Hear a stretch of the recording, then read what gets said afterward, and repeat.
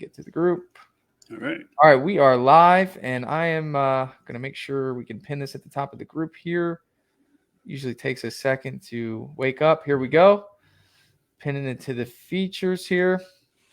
Awesome. And what I'm going to do also before we get started is I have a link here that I'm going to be posting in the comments. And that link is after I'm sure we hear from Steve here, you may want to learn a little bit more about what Steve offers and how his business operates. So I put a link in the comments for you if you want to get started with that. So welcome everyone. I'm here with Steve Burnett of DYB. I wrestled him in.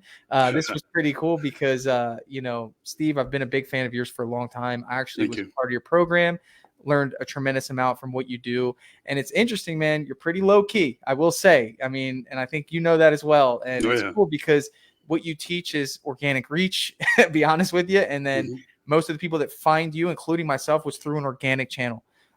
So that's just really neat. But anyway, getting the word out about you, I sing your praises. I think what you've built is great. I'm friends with a lot of people that are in your program. So the first thing I want to do is kind of just give you the floor. Tell us a little bit about who you are. What is DYB, and why should a painting contractor know about it?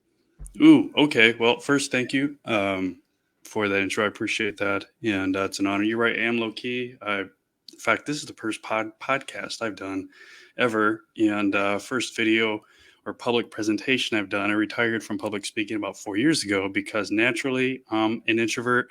I love to research, and so I don't care for the limelight. However, happy to do this for you. We got back in just in time after camping long weekend. So thank you.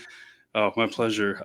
Story. So originally started off in Michigan. I am a high school dropout, about 15 years old. Started learning the trade of painting from my father.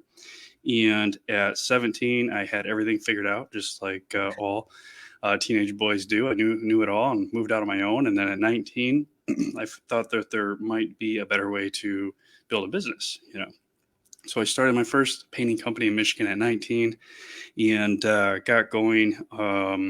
Got married, had a couple kids, and 9 years later, things were really struggling. This was, about 04? So it was after 9/11. The big three in Michigan got hit really hard.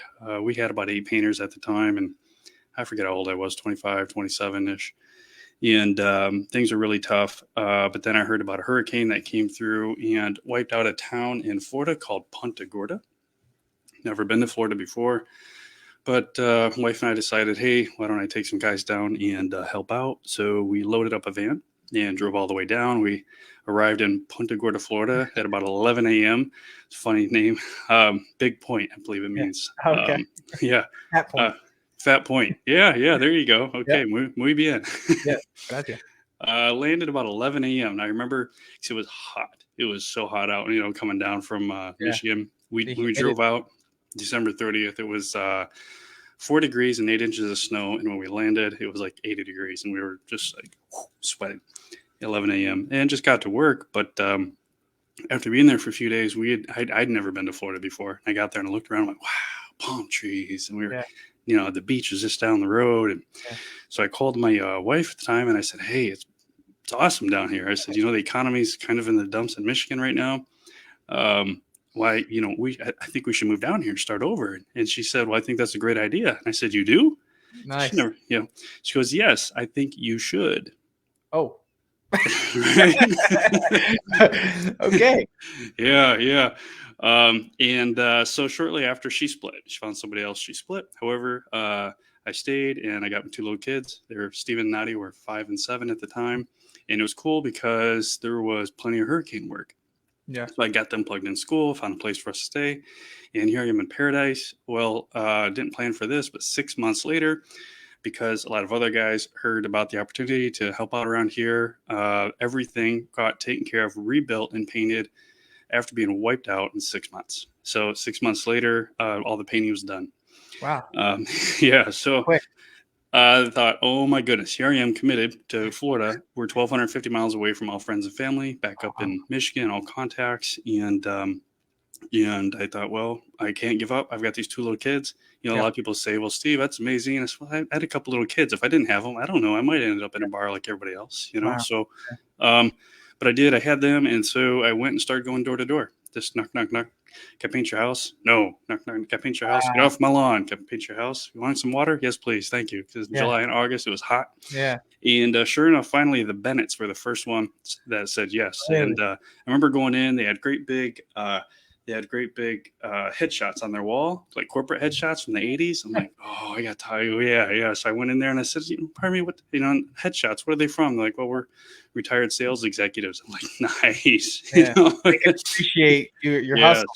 That's yes. And they were my in to that neighborhood. And so they introduced me to some others. And then I just kept going door to door. I'd paint one door to door, find a helper, and just kept going and grinding it out like that. But about that time, just as quick aside here, I was at my wit's end, kind of just before that, or right around then. And I remember this story of King Solomon.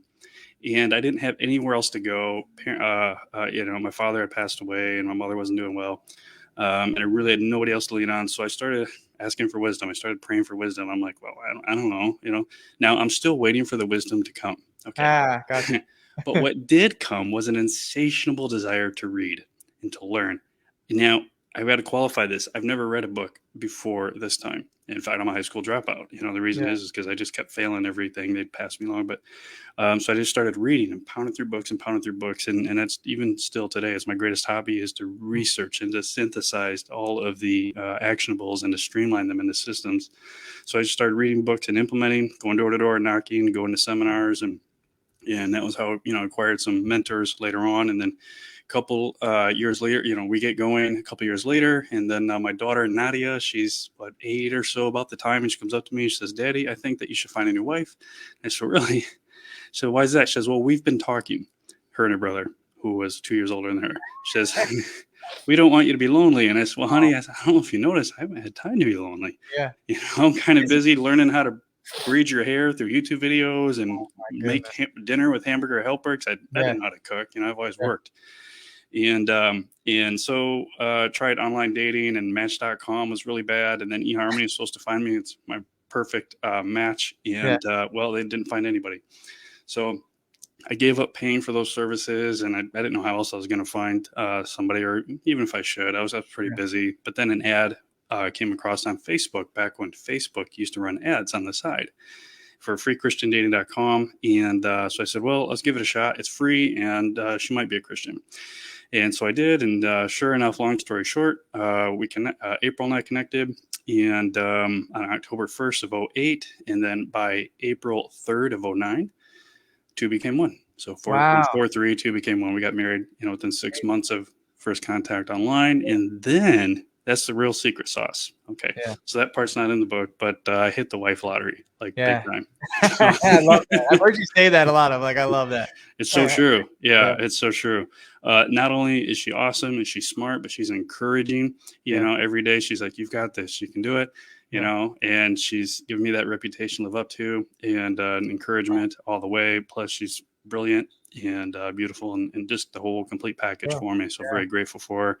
And then once April got on, we just really took off, and that's the rest of the story is kind of in the book of all the technical steps or whatnot. And once Burnett Painting blew up, we did a lot of unique things. We call them ABAs. In the system, it's step 6 ads that look like anything but advertising. And word about those got around. I think it was my Hulk Hogan commercial that really tipped. And tell me about that. What is the Hulk Hogan? I haven't heard that. What is that? So I would do these. They're called remarkable presentations. I call them remarkable because Seth Godin says, if the marketplace isn't talking about you, it's because you're boring, and you're boring on purpose because it's safe. Now, I was sitting at my desk. I had a couple crews on the field, and that felt like a punch in the gut because the marketplace wasn't really talking about us. Now, it doesn't mean you're bad. What it meant was we were professional. We were doing everything we were supposed to do. I never pushed any of the lines. I never took any risk or chances.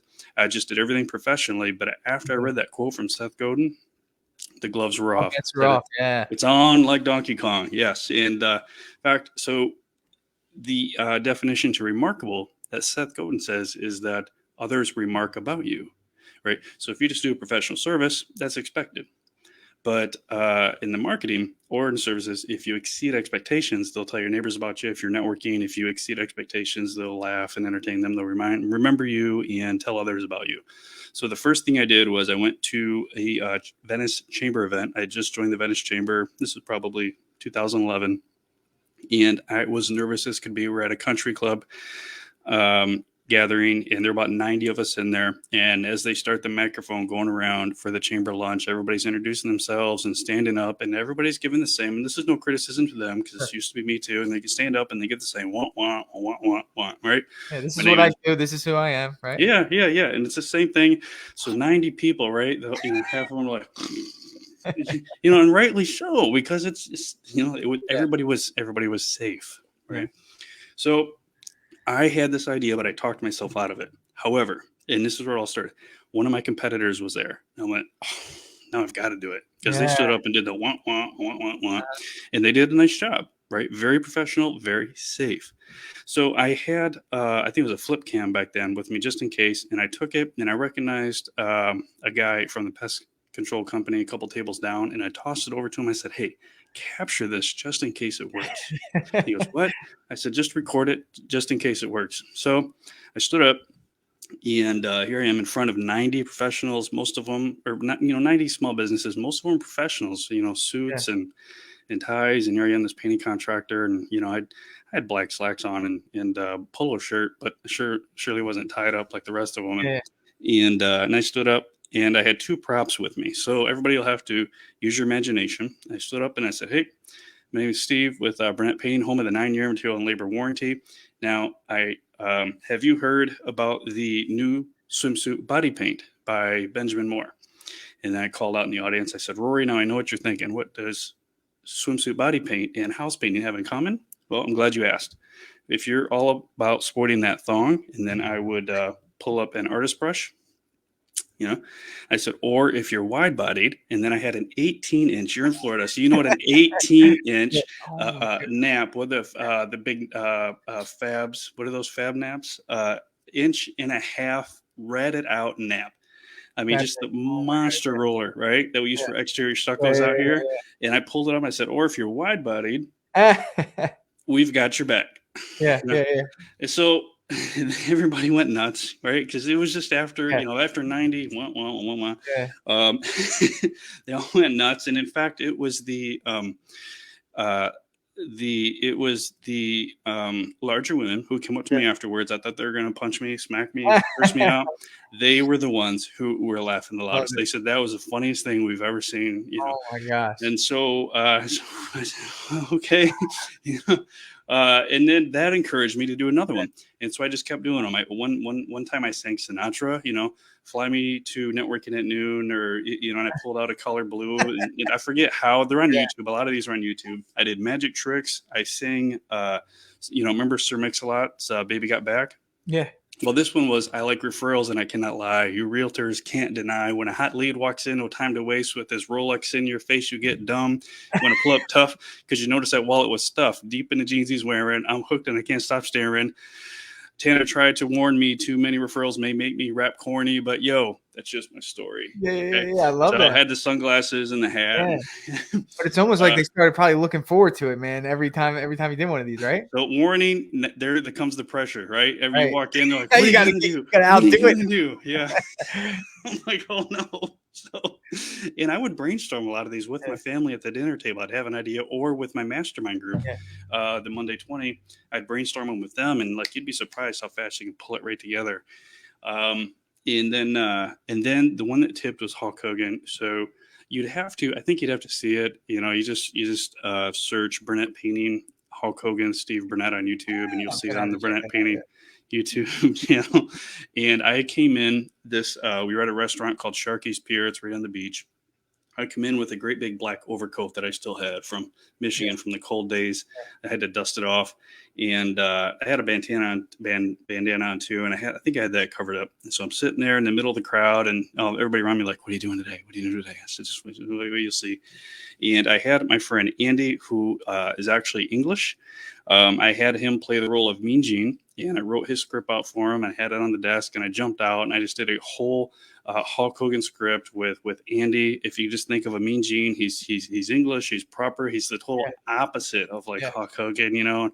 And I'm walking on. Let me tell you something, Mean Gene. You know. He said, "What do you come down here to Florida for?" Say, Bell's is having a sale on tights. Well, that's tight. I said, "Well," he says, that and sale on tights. Well, let me tell you something else, Mean Gene. And that's Burnett Painting's 9-year material labor warranty. And let me spell it out so it's real simple, Mean Gene. That's PAINN whatever. In costume, you know, just full like And you got pretty good Hulk voice, I'm not gonna lie. Thank you. And somebody even shared it to his page, and he lives.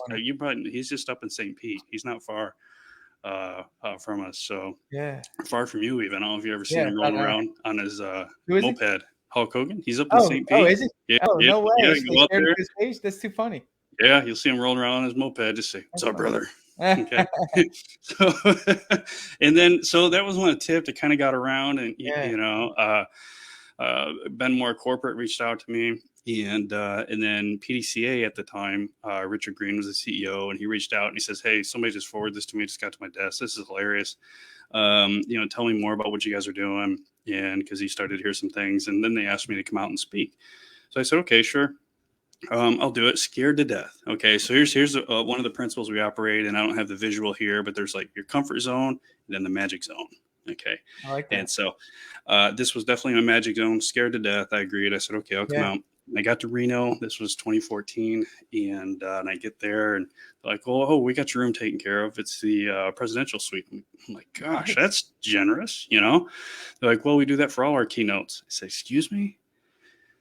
A keynote?" I'm thinking a little breakout, you know, just me and like 12 guys, and I kind of share some stuff. But yeah, so I said, "Well, I'm not on for like 3 days, right?" And he says, "Yeah." I says, "Okay, I'm gonna be up there hiding in that room," you know, because I don't like the limelight. I don't want it. I'm not a natural showman, you know. It's just not me. I'd rather prop everybody else up and help them. And so I did. I went down Thursday and I shared. Josh Abramson was down there, and you know, we both shared a lot of the unique strategies we were doing. And afterwards, a bunch of people came up and said, "Hey, you can coach, do you consult?" Because everybody asked, like, "How'd you start this business?" I said, "Well, the market started it. I had no intention of starting this." And so I started helping guys. This is February 14. And then that's when I wanted to get the process out of my head, because I'm a process guy, but I wanted to get it out of my head. And that's why I wrote my book, was to get it out of my head. And then also to try to help, because I'm only one person. I'm like, how can I share this and help more guys? Sure. So I get the process out of my head, wrote the book. That was published October of 14. It took me 6 months of early morning jam sessions. Yeah. And it's where you wake up. Yeah. Remember those? So 60, 90 seconds in the morning, zero distractions, just focused on your one thing. And 6 months later, I had a book written and published. And then when my book was published, that's when the phone really started to blow up. April said, "Listen, you go help these guys. I'll run the painting company." And so we did that for 2 months. And we realized that I was flying around and she's running the painting company, and we didn't really see each other. And we had built the painting company together. You were flying around while you were doing all this. Oh, yeah. I was going around giving presentations to all the, you know, at the time it was PDCA chapters. I think the keynote went well then, huh? Yeah. Scared to death. Like my leg was going, you know. So yeah. And then you know, flying around, giving presentations, speaking all across the United States. And then April said, "You know, I miss you." I said, "Hey, I miss you too. And business is fun and helping everybody else is fun, but marriage is priority for us." And so I said, "You know what? Let's do this." I said, "Let's sell the painting company, or let's get the word out that we're, you know, put it up for sale. And why don't you come help me help these guys?" All in, man. Wow. Yeah. So we did. So that was the second time I burned the ships. You know, one was leaving Michigan. Second one was selling Burnett Painting. Did you think you were ready to sell, or you were just, this was a matter of like choosing marriage over your business? Yeah, good question, Tanner. So it had nothing to do with marriage. It wasn't like the marriage was on the rocks. We just missed working together. And so what what was up for discussion was, one is we're going to work together regardless. That's Yeah. priority number one. But two is which way. And we just thought, well, painting's great, but helping painters to build a successful company, that's for us, that's a higher value Yeah. and a little bit more rewarding to help others to be able to make a bunch of money, because then with that, they can better their lives and they can help serve their community. Because, our mission is to build profitable businesses so they can have financial freedom, time for their families, and make an impact in their community. And so our marriage wasn't an issue. We just missed working together, been 2 months without each other. And so, yeah, thank you. Good question. So Yeah. we put it, Hotels get old. yeah, they do. They do. That was one, another reason why I had retired from speaking. Not that I won't ever get back out there, but didn't need to after we, after a year or two after we launched. So then Thankfully. you took most of it online at that point, right? So that's kind Mhm. of where the transition happened. Yep. So we got the word out that Burnett painting was for sale, and a couple out of Boston said, "Hey," they were one of the ones who were interested, and so we selected them, and they moved down here, and they're still rolling around today. Well, how does that work though? Before we get any further, Mhm. don't stop your story because I want to hear more of it. But like when you sell a business in the painting space, you don't hear it happen often. But what you've done Mhm. is, and I've paid attention to this as much as I could from the outside in, is that you've created a really what looked to be a scalable brand. 1-800, painting. It's on there. I mean, you created like a tangible asset that could be transferred to another person, and Mhm. many people who think, well, if I were to sell my painting business, what would I actually be selling? A phone number, Mhm. So it's really interesting, man. Could you just get a little bit into that? Because that was something Sure. that I wanted to talk about. Yeah, no, absolutely. And that's a great question, Tanner. Thank you. In fact, I have two clients right now who mitigated in the middle of an acquisition. So one of Wow. them selling their company to another. And so how do you do that? How do you position? How do you set your company up for a sale, for an exit, or succession plan? And so I would say a couple key elements. One is to have a strong brand. You need a very strong brand with remarkable with the network effect. Pardon me, network effect meaning you've got referrals, passing referrals, so that you don't have to rely on a specific ad channels because they come and go. And this is no knock to anybody, but if you can crush what would be step 5 in the DYB system, and that's networking. We call it ABCs of sales, and it's a rebrand of the Glenn Ross show. It says always be closing. We say, well, always be connecting. It's all Yeah. about relationships. We do a great job connecting, making relationships through Rotary, Chamber, BNI, everywhere else, and then stand up and be remarkable. The other component is to exceed expectations with your customers. It's not good enough just to do a good job, but exceed their expectations. And you do that, and then step 9, stay top of mind, which most guys forget to do because we're so busy and we're trained to go out and get new leads. You do that, network effect will kick in. Once the network effect kicks in, you'll have more leads, referrals. You'll have more referrals than you have time to get after. So it'll just be about staffing up and salesmen to capture them. So that's one component. The other one, and this one is critical, because without this one, you don't have a business. It doesn't matter how much business you're doing, you're only self-employed if you do not have your procedures documented. We had all of our procedures documented. In fact, that was how we created the cafe, the online courses that we have. All the strategies are in there because we documented those. So we had very strong brand, all our procedures documented. We had network effect, which made it a very attractive business to buy. When people say document your procedures, the Mhm. majority of people think, well, my standard operating procedures of how I do production, right? Like how I paint a Mm. house from top to bottom. I know what you're diverting to, or at least you're emphasizing, is that you didn't just document your production procedures. You documented how Mhm. it works at the Rotary, how it works, like every area that has helped you achieve this. The Yep. cookies, where we get the cookies, right? Yeah. You know? Yeah. So So that that just, great point, Tanner. Thank you. I forget about that because yeah. a big component, a great big focus for DYB, something that's unique, is that I've worked really hard to make sure that everything we talk about is working on the business. Okay. In the business is important, where the SOPs are. But on the business is where you build the business. This is where anytime you write a procedure for where do we get the cookies, the gourmet cookies, or how do we schedule a lead? Okay, that's So when you write a procedure for how do we schedule an estimate, that's working on the business. And each time you make a new procedure, even each time you create a new procedure, you're working on the business. And once you get enough of them laid out, now you have a business that can operate without you. Yes, it's important in ops that you have your SOPs, but I would recommend that you get your business procedures together as soon as possible before you crest the million mark. That way you can start replacing yourself at every level.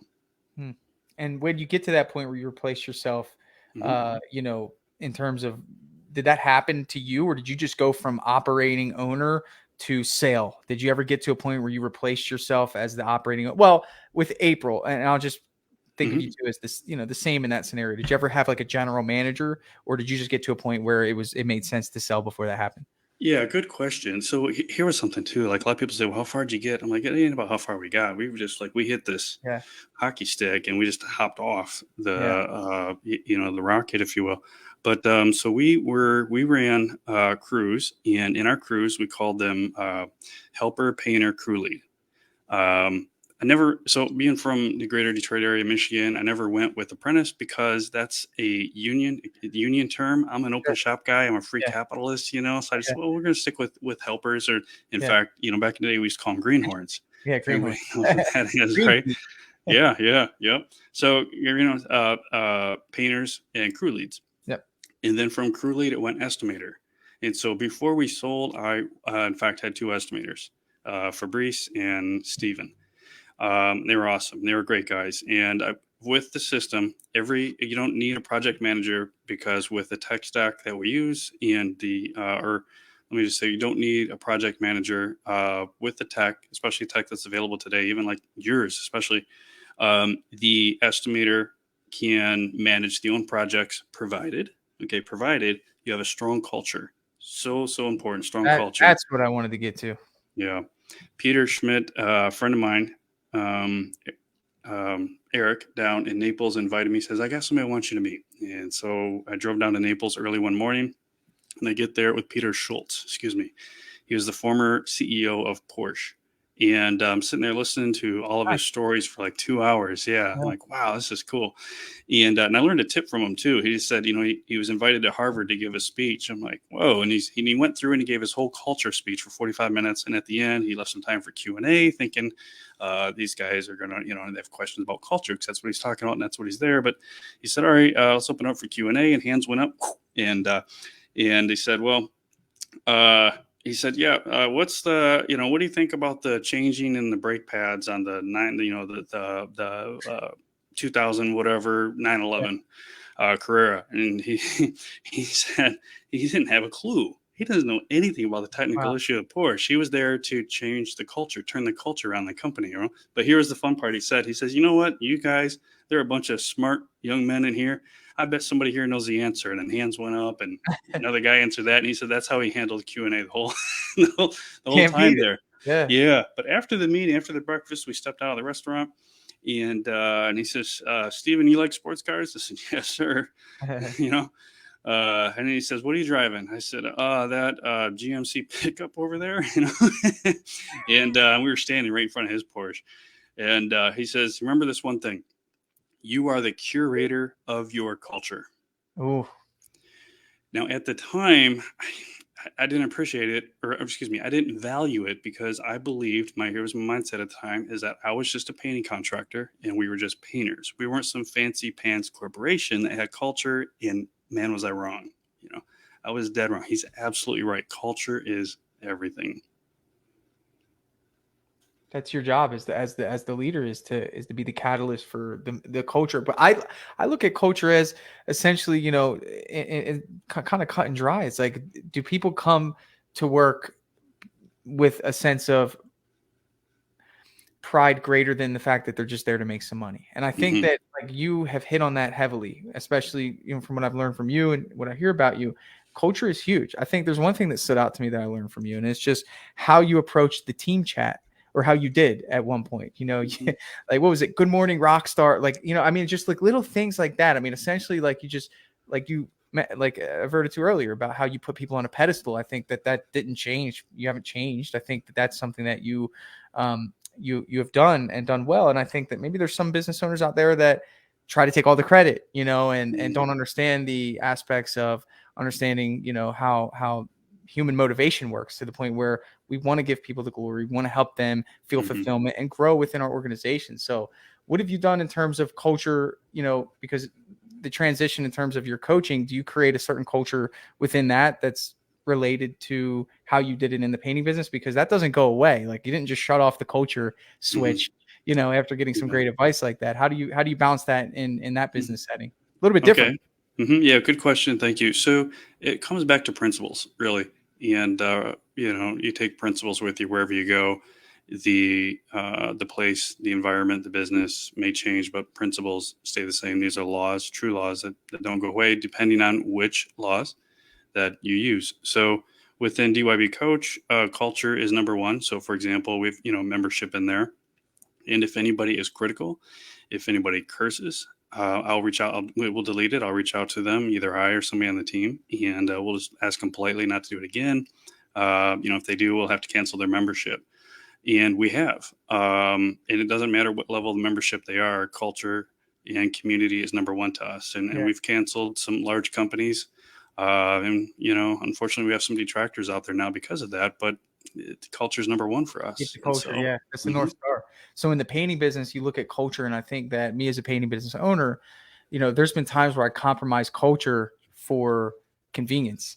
And, I don't know if you've ever been in that position, maybe early on. I don't know if you resonate with this, maybe not. For me, how do you mean exactly? Well, what I mean by that is that sometimes, early on in my business, I had individuals that produced work in a very strong way. It was convenient to keep them around because, first of all, it's hard, the quote unquote hard finding good help. Right. And the fact that, their work is almost on autopilot, but the downfall of that is their attitude is poor. They don't build up the teammates around them. They're essentially, cancerous, if I could use a better word right now, I would. Pretty accurate. So there's that balance of, how do I make the leap to put culture first when culture really doesn't generate a quick return? Normally culture needs to be cultivated, so did you ever have something like that? Any stories about that? And how'd you balance that? 'Cause I think that's a problem that a lot of us have. I have at least 9 years of stories because that's how I did it back up in Michigan. I did it all wrong. I didn't pre-qualify. I didn't know my 3 Ps, my target market, and I hired for skill instead of character. Sure. Which is the opposite of our system now. Hire for character and then, skill or train up to skill. So to your point, it's not a quick turnaround. It's a longer play, but the rewards are remarkable. When you go for the longer game, when you go for the culture, but we've had some just machines just go through and just knock out jobs. But the problem is they knock out your team along the way. Yeah. And so while it works for the quick buck, it's not sustainable for long-term success. And now you're trapped in the hamster wheel of just constantly finding these machines. And then even when you find more of them, you're like, all right, well, I'll just get a dozen of these machines. These guys just crushing it. Well, if you ever put them on a job together, they're going to crush each other and they'll both be gone, So culture is number one. It's a little bit longer play, but it's not that much longer. And moreover, life is much better when culture is strong and when you hire for character. Because when you hire for character, your team's looking out for each other. They're training each other. They're helping each other. In fact, I remember one time I stopped by the shop. I had to drop something off or pick it up, and I caught one of my leads in my shop, cleaning it, organizing it off the clock. Nobody knew he was there. He wasn't looking for credit. I just said, this is Fabrice. I'm like, hey man, what are you doing? I'll just clean up a little bit. My wife's out of town, and the shop's getting a little out of line. And I said, hey, man, I checked, at the time it was timesheets. I'm like, you're not clocked in. What do you need to be clocked in? He goes, no. I guess I've got time. He says, I wanted to do this. Wow. I said, you sure? Like, yeah. I'm like, man, appreciate that. Thank you. Yeah. That's just an example of when culture is strong. Not only does business work out, but they take care of you. They look after the company and the team. So it's a little bit of a longer play, but the rewards far outweigh the time.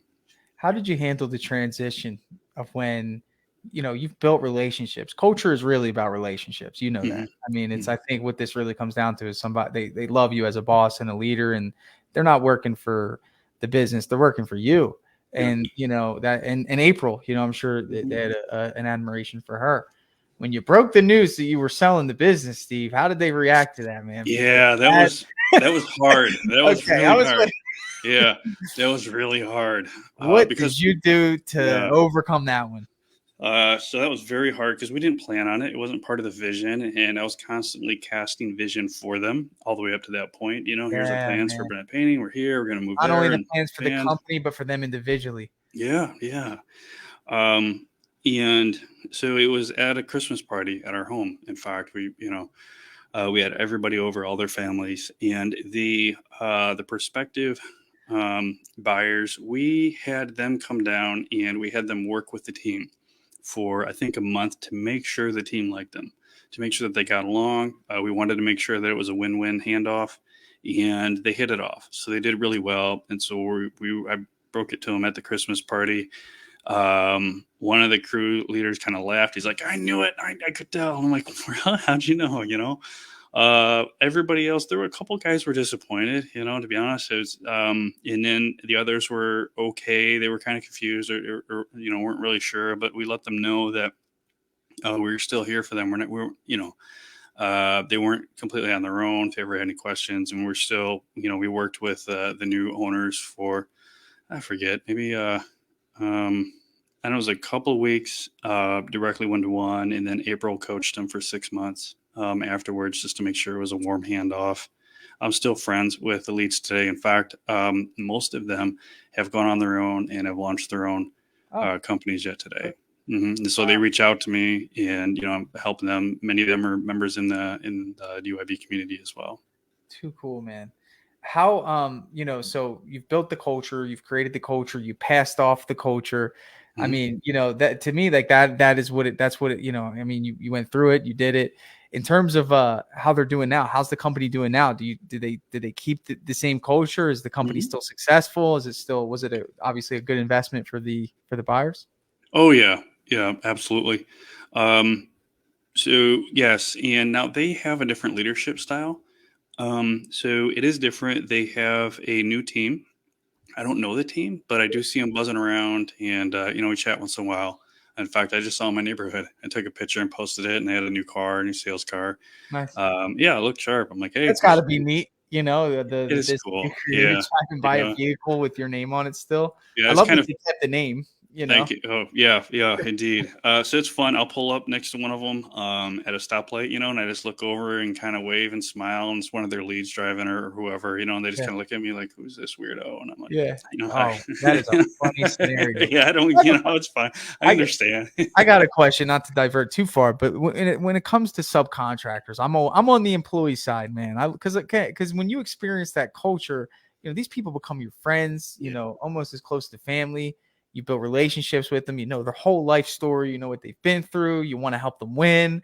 And that's like a huge part of my drive as a business owner. I'm sure it oh was yeah, for you guys as oh well. yeah. I mean, at some point I mean, It's fun. the It's money's going to fun. come in and it's fun, right? So, Mhm. what are your thoughts on the subcontractor model? Yeah, great question. So we have many who do both in DYB. Uh, Personally, like you just said, I prefer employees. I prefer the tighter relationships. It comes back to values. And now this is the way I see it. I'm not stating that those who run subs, I've awesome clients who run subs and they do a great job and they love their subs. For me, my perspective is I value relationships over transactions. Now, there's nothing wrong with making a bunch of money. I really like to make a lot of money, but moreover, I really like to help others make a lot of money, but I value relationships first. And so, with that, you get tighter relationships with employees. So, that's been my experience anyway. Um, but others run subs and they do a great job with it. There's one company in the Northeast, he does both. He has 5, 6 exterior sub crews, and then he's got another 5 interior employee crews. Nice. And so he's able to run that mix. We would sometimes use subs to fill some gaps when we just couldn't staff up and, we were booked out. Or once in a while, we'd take on a job that was outside of our target market for a client or a friend. And if we couldn't staff it with the team, we'd hire subs. So we've used them. I just prefer employees. I prefer, I put Yeah. relationships first. I think I think there's a way you can create culture with subs. If you have if you built long lasting relationships, it's a survival technique for most up north. Oh yeah, yeah, That's yeah. interesting. Mhm. Kind of on the personal development side, I definitely want to extract some of that out of you. I mean, you Okay. do a lot in terms of personal development. I think even as a coach of hundreds, I mean, not only Yeah. that, just you've been doing it for a while. You talked to us a little bit about books. You got books behind you. One thing I remember is Hmm. just how devoted you are to reading. Yeah. What are some books that you suggest? I won't ask you your favorite because that's not a fair question. But what are some books you Thank you. suggest for let's just say general business, but more so mindset shift? For those wanting to. Oh, he's gonna reach Here it is. This is the ultimate book on mindset. mindset. It's Mindset by Carol Dweck. So Carol Dweck. It's called Mindset: The New Psychology of Success. So, Yep. what has that book done for you? Well, so it helps me to help others understand that you either have a growth mindset or you don't. And I used to not have a growth mindset, but now I understand that if there's opportunity everywhere.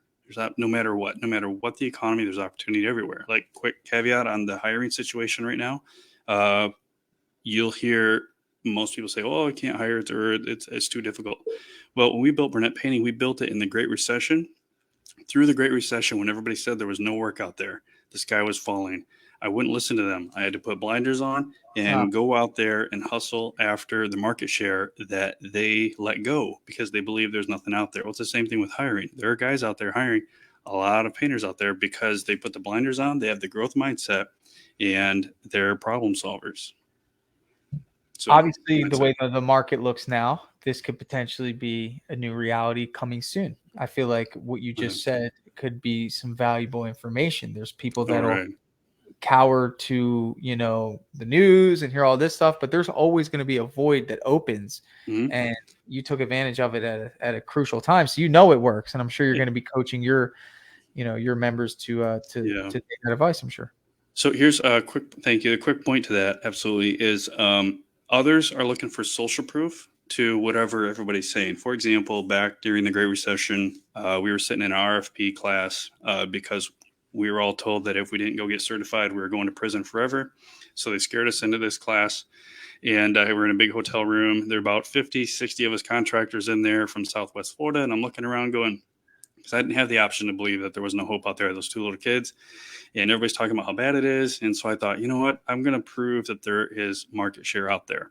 At the time, I might have had 4 or 6 painters. And I looked to one guy on my left, really nice guy. I forget his first name. I remember the name of his company. And I said, "Hey, so bad out there, huh?" And he goes, "Yeah." And I said, "How many painters are you down to?" He goes, "Oh, Steve," he says, "we're down to 80. 80? 80? Down to There was 80. one guy. There were Yeah, 50, 60 other contractors in yeah, there, right?" And I'm going, "Oh my goodness, I can't wait to get out of here. I'm getting this market share. You guys keep talking about how bad it is out there." And I did. I just kept hustling after that market share.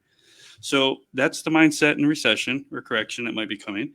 But yeah. in regards to hiring, the mindset is everybody else believes you can't hire, so they're not trying that hard. Your opportunity, for those watching, your opportunity is to have the right mindset and get after it. Yeah, So, love that. Before we debrief here, and first, thanks for all the wisdom and information you're sharing with the podcast listeners, people in the group. Tell us absolutely. a little bit about the DYB system, man. I think it's a Mhm. huge benefit. I wouldn't have had you on here if I didn't think so. What you do is great, and it's honestly different than what you'll find out there. So I'd like if you can give me a little synopsis on what that is and why someone should click that link in the comments to be a part of it. Okay, thank you. So what we did is we took everything we did to build a very profitable business. We were clearing well over 300,000 net profit and personal income. We can talk about sales, but I believe sales are for show, profit is for dough. So I like to Right. talk about what really matters.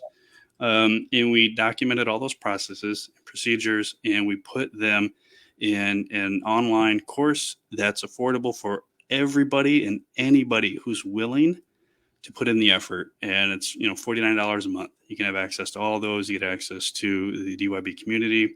Once you're in, and you get to experience the community. If you want more, there's group coaching, and then once you're in group coaching, we call them mastermind groups, modeled after the Monday 20, which is my original mastermind group that I used to build Burnett Painting.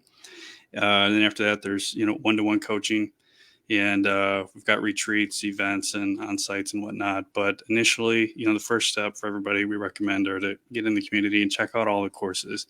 Our warranty guarantee has always been, if it's not awesome, we give your money back. It's no problem. Yeah. When it comes to the benefits, I think that the masterminds have such a huge benefit. My good friend Skylar's in one. Seth, Yep, Skylar and Seth, they're both in OMG. We call it the original mastermind group. It was the first one we started. Yeah. Oh yeah, they're one of the first. Cool. Well, they're in the first one. They weren't one of the first members, but they're in the first group that we ever launched. So many people that I connect with. I mean, it's just in terms of being around other people, it's kind of like the benefit of being in the group. You hear other people's stories, but on a very, very, I would say granular level. You go deep. You can share everything. Yeah. Financials to personal problems to there's really no competition, right? This, some people might say, well, I don't want to share my secrets. Well, you got to be open. You got to listen to what people are doing, and people more often than not will probably be willing to share. Yep. So Steve, listen, man, it's been an absolute pleasure. What you're doing for the community is great. I felt called to get your name out there. I just, I think what you offer is great. I did have the pleasure of being a part of what you offer. I learned a ton. I think I made so many great hires because of you. And the culture, I don't quite do the cookies. I tried, but my wife wanted to bake them and it got a little too overwhelming.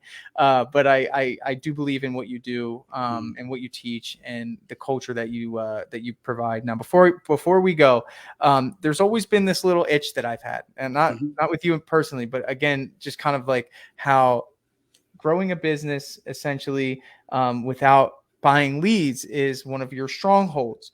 When you're first starting out, I think like it's kind of tempting, right? It's like, you have marketers coming at you from every angle, and things have changed since 10 years ago when there wasn't really these options. Do you still hold firm in, especially like a startup, to be able to implement some of the things that you teach to get the ball rolling quickly? Maybe we, like, again, like door knocking, like, is that still, your North Star in terms of how to get it done early on? Okay, so great question. Thank you. Door knocking, don't recommend it. This is before I understood how to network properly. Yeah, cool. And those who do consider networking, make sure you buy Bob Berg's book, Endless Referrals, right here. And you only have to read the first 7 chapters. Book, isn't it? No. So it's let me move this thing where I can see. Endless Referrals by Bob Berg. Okay. And this flipped networking for me. I used to hate networking, but once I read just the first 7 chapters here, then I understood and made it work. So you don't have to go knocking door to door. Just read the first 7 chapters of Endless Referrals. And I would say unequivocally, absolutely don't pay for leads, because what happens is you're attracting the wrong market who are looking for deals and discounts. If you don't serve them, show up, they leave you a nasty review, and that just compounds. Instead, network so that you can get to the good leads, the A's and B's, and not necessarily the C's. And you will build a very successful business and do much better instead of getting trapped in those lead sources, which I sincerely believe are a racket. Why are they a racket? Well, they reach out to you and they promise to sell you leads. And those who sign up for the leads are effectively funding the racket's SEO. And when they fund the racket's SEO, what happens to your URL? Drops. Right? Yeah, because you're funding their SEO. Oh, it's a machine. You can't even get up there on the. It's way harder. I mean, they have flooded it. Thumbtack, Angie, SEO isn't as easy as it used to be. Yep. So, moreover, not only do you fund theirs, but then you get trapped in all these leads that are coming in, and then they take up all your time. They take up all your time because you're driving all over God's green earth trying to get to all these estimates, so they don't leave you a nasty review on whichever racket that they're on, which creates more stress. So no, this system is far less stress. And a lot more money. A lot more money, and you get a lot more yeses, I'm sure, because people already feel like they know you before you get to the door. Yeah. So if I comment real quick, we once you hit network effect, where referrals are referring referrals, customers are referring referrals, and you're doing everything you can just to keep up. We were at my before we sold, I was at an 84.5% close ratio, and we were 20% above market rate. It's amazing. I mean, it's because they knew who you were, they knew what you did. It was just a matter of you showing up. The network effect, through networking and really cool. And you're a very big fan of BNI, I know. I am Rotary. I prefer Rotary. BNI is the quick hit. That's the quick hit. If somebody's looking for some quick hits, quick hits, quick leads. I tell them BNI. There are good and bad groups, but my favorite of all of them are Rotary number Can you one. explain the difference? Because I'm not a Mhm. part of a Rotary. Okay, absolutely. So Rotary is a service organization, and people come together not to trade leads, but to serve the community. And so they put on charity events, they'll have speakers come in, they'll have lunches. You meet weekly for lunch, and what happens is that you end up meeting with all of the most successful people in your community who have a heart for caring for others. So talk about culture. Culture is very strong in Rotary, and once they get to know you and like you, you're in. It's a no comp market for you, and yeah, it's huge. Now I learned this one from the other book that Bob Berg told me to read, "Thou Shalt Prosper." Like that. Yes, so that was in Thou shalt here. prosper. And one last book, maybe one last. This is the first book that Bob Berg told me to read. Who's Bob's my mentor, and that's Robert Cialdini's Influence. This is the number one on sales and marketing book that I've ever read. Influence I'm just want to read it out. Influence the Psychology of Persuasion. Robert B. Cialdini. Cialdini. Cialdini. Okay, looks like a good one. Yeah. It's my experience. In my opinion, it is the best sales and marketing book for the psychology of persuasion that I've ever read. And Really? once members and clients read it, they look at the DYB system again. I've got it on the wall here, and they go, "Oh, that's why this, and that's why that." Yeah, I'm like, "That's it. Those are my, that's where it all came together." So, absolutely, love it, man. Steve, you're a wealth of wisdom and knowledge, man. Thank you for putting yourself out on here for us to listen. I did drop a link in the comments. Steve created a generous offer through the link that I put down. You can join DYB for $1. So, I guess he dropped down the, there's really no barrier to entry. it's just for Tanner. Yeah. So it's not out there. It's not anywhere else. No, yeah. So put it. So it's in the comments. Just click the button. Literally click it. You're gonna have access to the DYB Cafe which you'll get instant results from. There's modules that you can learn from about the way that Steve runs and ran and operate his business. I'm sure it's changing over time. I'm sure you're constantly changing it. And then I guess the coolest part is being part of the community. As you know, being a part of a $120,000 member painting contractor group, you kind of get lost in the sauce a little bit. It's there's a lot there, but being in a dialed in community with like-minded individuals, it's invaluable. Steve, thank you. And this again, Steve mentioned this was the first podcast he's been invited on, which is crazy to me. So if you're a podcast host, well, first one I've come on, I've agreed to. Yeah. Oh, agreed to. All right. Even better. So thank you so much. Well, you're doing a great job, Tanner. I appreciate your leadership, and it's just amazing what you're doing. It's fun watching you take off. So well done. Thank you. Yes, sir. Thank you so much. I appreciate everything, and hopefully we'll connect again sometime soon. Sounds good. My pleasure. Bye now.